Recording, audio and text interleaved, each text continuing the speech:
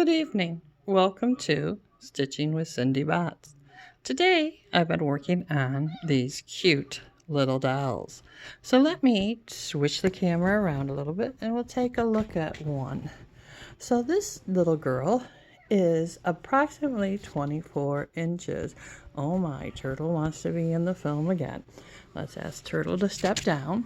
These other two dolls are approximately 20 inches. So today I'm going to talk to you about these cute little dolls. I made these dolls after watching a tutorial by Crafty Girl Sharon, Sharin. Cute handmade ragdoll tutorial. And her YouTube channel is Crafty Girl Sharon, Sharin. And she does a great 33-minute video on how to make these cute little dolls. So, a couple things I wanted to do when I made my version of the doll was to have different sizes. I was originally hoping to make 3 different sizes: a large, a medium, and a small. But what I found is that when I was doing the medium size arms, that any smaller than this, it really is difficult to turn. So I'm going to have to think about how I can make the arms without having to turn this and stuff it in a narrower tube. Okay, so I have my hair done. Sharon does a great job in her tutorial about showing you how to attach the hair. She has a great trick for using tape and sewing the hair in a wig type style before you put it on the doll. That's great. She uses hot glue to attach her hair. I chose to sew it, and I think maybe later I will use some hot glue in places to keep it where I want it. But I chose to do ponytails on this doll, one long braid down the back of this doll's head, and 2 braids on this doll. Now, she shows you how to do some faces, and I believe her doll is a sleeping face. I personally have a hard time with expressions on dolls. Whenever I try to do them, they come out looking really kind of wacky.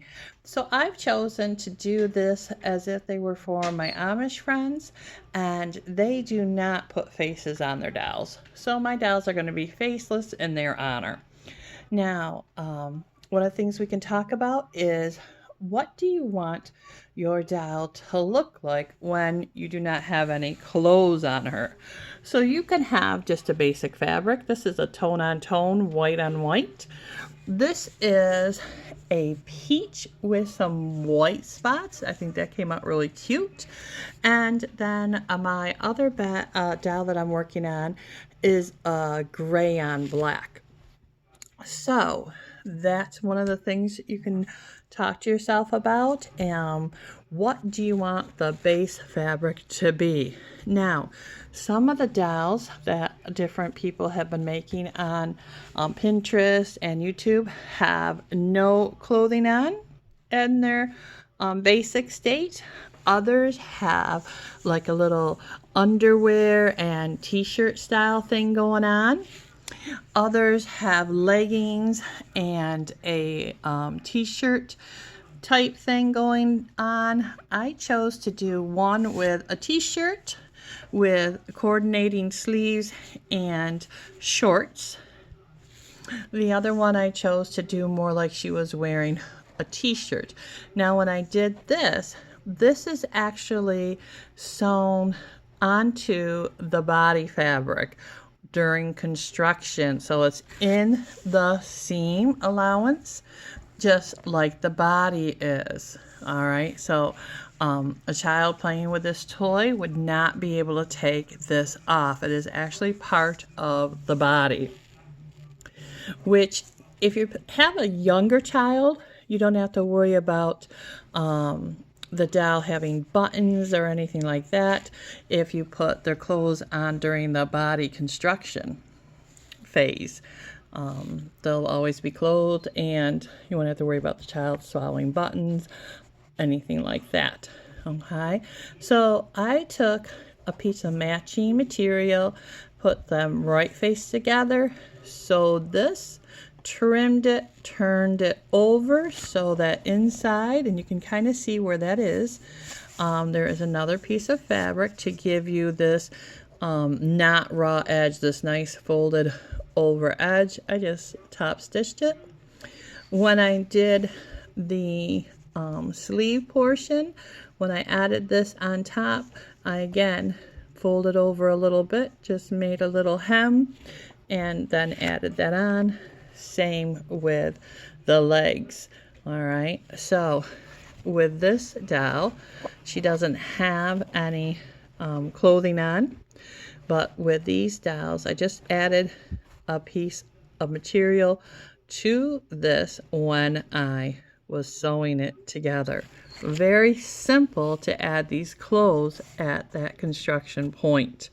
Okay, so that's one of the things that is different between this video and the dolls that she made in her tutorial.